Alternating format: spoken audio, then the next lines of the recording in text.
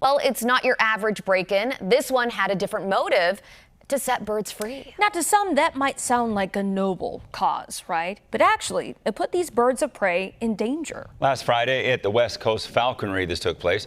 Staff were shocked to see several of their birds gone missing. Fox 40's Chloe Curtis joins us now live in studio. At the center, you talked to these folks. How are they doing? How are they feeling?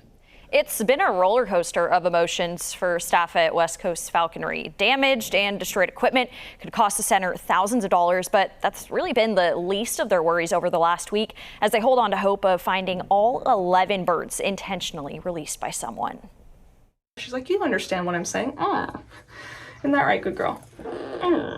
For Sierra Whelan, an educator at West Coast Falconry, last Friday was like any other driving into work, Some sun, my love? until she got a call from the employee who lives on site. He said, all the birds are gone. And I said, you're joking. You're joking, that's not, no. And sure enough, it was empty perches. Empty perches with either their anklets were sliced or their jesses were cut off. When they cut his jesses, they cut his jesses right here. And whoever it was, they tried to cut his anklets off too. He does not like his feet touched. He gets really spicy about it, and I think he gotten bitten in the process. Falcons, hawks, and owls, all missing. Hi, babies. Hi. Their usual chirps were replaced with piercing silence and thousands of dollars in damage to fencing and equipment. See, this one is the one that has the fingers missing. They cut it off. We're on 5 acres here, but we also have access to 1,100 acres behind us, and we just started hiking and hiking and hiking. West Coast Falconry cares for 13 birds, 11 of which were intentionally released during a break-in last Friday. Don Diego here was one of them, but he was found within about 100 feet of the property on the very same day. You're gonna grab my glove so hard, aren't you? Oh yeah, get it. Within the first hour of the search, staff found 6 of the missing birds. We just started pulling lures and bringing them out, and he came right down. He was right there. He didn't go very far at all. Like Don Diego, they were close by, and Whelan says that's not a coincidence. They don't go far from where they know food is and where safety is. So this is Mavro, one of the birds that was released.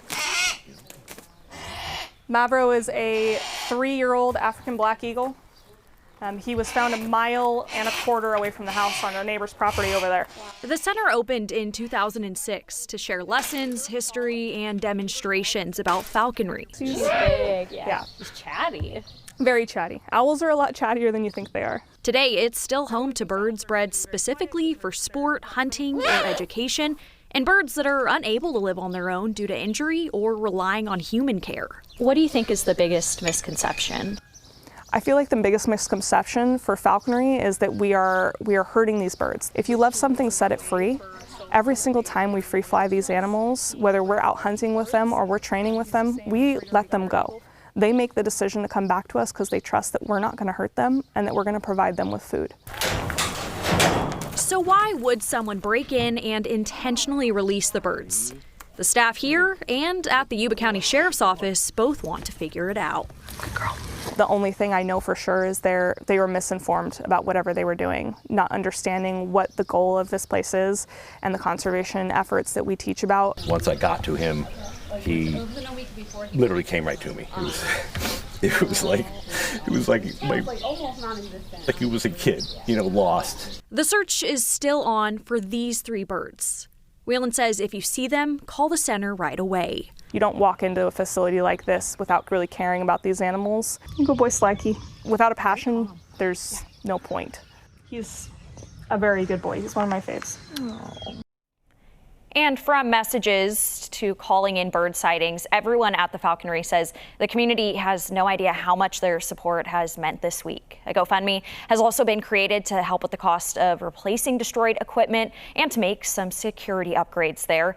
The center could also use help from anyone that has welding or carpentry skills that's willing to donate their time. Back to you. It's amazing to see the emotional bond that these people have with the birds and how sweet that the birds didn't really go too far, right? They're just staying right there. And again, the Yuba County Sheriff's Office is investigating, so no suspects have been identified.